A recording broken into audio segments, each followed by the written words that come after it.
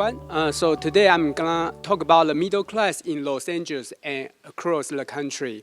So recently, the Pew Research Center published a report called "The American Shrinking Middle Class." So I decided to look at the data on my own to see what's going on with the Americans' middle class.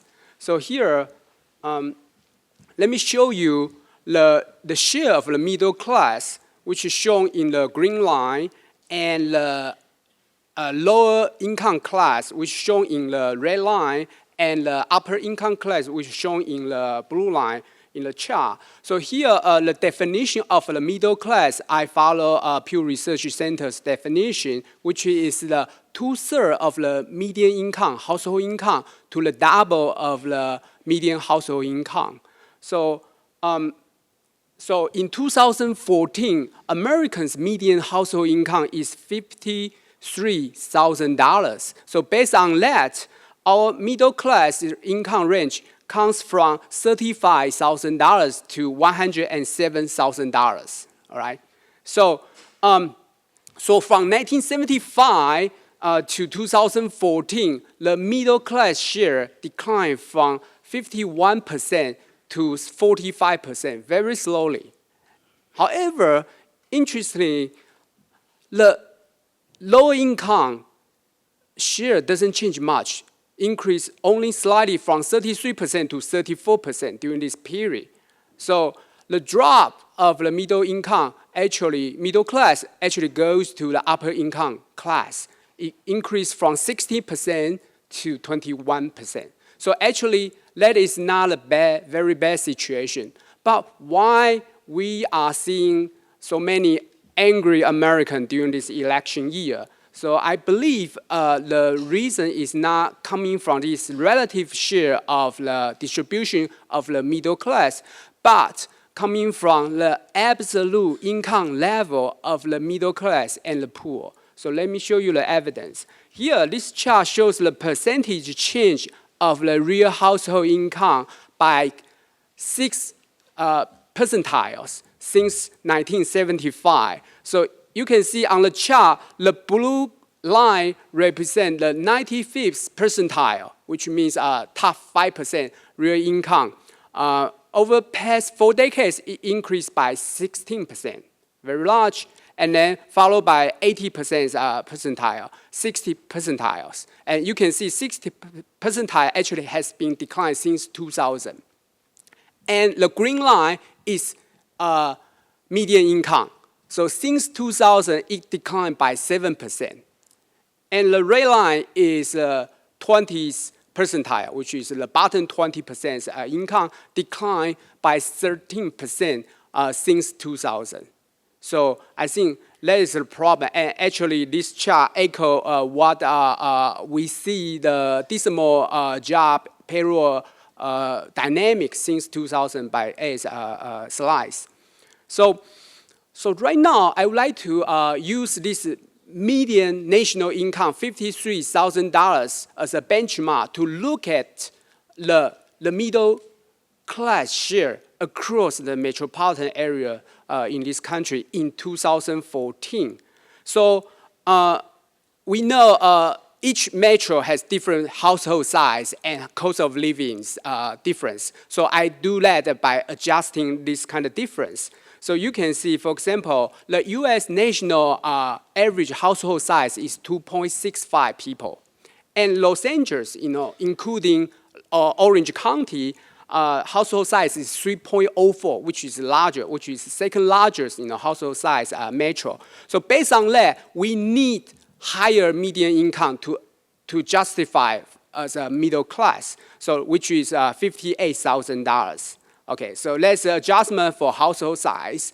And we also know there's a cost of living difference across metro, across the region. So we assume the major reason of the cost of living difference is based on housing.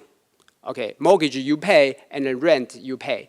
So this chart shows the median household monthly mortgage payment for the 40 largest metropolitan area. So you can see this is the U.S. Median mortgage payment, $1,400 per month. And this is Los Angeles, $2,200 to $2,300 per month, followed by San Jose, San Francisco, and New York. So because of this high cost of housing and low income level in Los Angeles, so we found out Los Angeles Metro actually has the lowest home ownership. So this is United States average home ownership, 64%, and Los Angeles only had 49%. And Los Angeles is the only metro which has more renter than a homeowner. Yeah. So if you are a renter, you need to pay rent. So for the national median rent is about $900 per month, and we also Los Angeles need to pay a higher rent, which is $1,300 per month. So based on that, we can calculate this, I call it Metropolitan Cost of Living Index in 2014. So US as a benchmark 100, and Los Angeles is 129. So it means you need to have $129 to maintain same kind of level of the standard of living as the nation, followed by San Jose, San Francisco, Washington, D.C., and San Diego. So based on this, I can calculate the share of the middle class, low income, and higher income across the metro. So this is the chart. So the blue one represent on the top is represent the upper income, and the middle, the green bar represent the middle class, and at the bottom, the red bar represent the low income level. So unfortunately, Los Angeles has the larger size of the lower income class, which is about 40%. Okay. So here I show you the same data just based on the ranking of the size of the middle class. And United States average is 44, 45%, and Los Angeles is at the bottom, 42%. Okay, so we had a relative smaller size of middle class, followed by Boston, Miami, New York. However, the reason we had a smaller middle class is different from Boston and New York. As I just said, the reason we had a smaller middle class because we had a larger size of the low income. However, Boston and New York, they had a different reason because, for example, Los Angeles, we had 70% of the upper income level. And this is New York, they had 23%. And Boston, they had 28%. Okay. So here, I would like to show you the Los Angeles payroll job recovery dynamic since 2007, the beginning of the Great Recession. So as you can see, over the past several years, we are doing pretty well. The jobs recovery pick up the speed to the national and California level. So right now, we finally surpassed the peak of the before the Great Recession.